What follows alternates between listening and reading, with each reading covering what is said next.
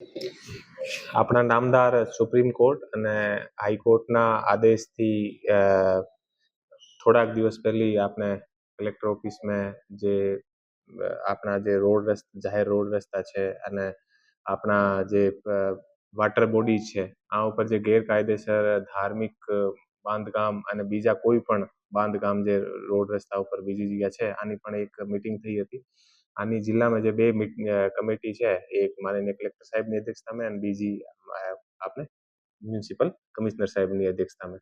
તો અત્યારે જે પણ એવા રોડ રસ્તા ઉપર અને જે વોટર બોડીઝ અને બીજી પણ જગ્યા જે કોઈ પણ અવૈધ જે ધાર્મિક બાંધકામ છે આના હટાવવાની અને રિલોકેટ કરવાની જે આપણી ડ્રાઈવ ચાલી રહી છે, આના સંદર્ભે કાલે જે રણજી સાગર ડેમ છે જે આપણે જામનગર માટે મેન વોટર સપ્લાય જે બોડી છે ત્યાં ઘણા બધા જે ધાર્મિક બાંધકામ બનેલા હતા.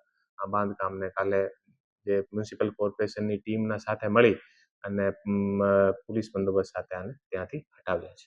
કેટલા ચોરસ ફૂટ જગ્યા?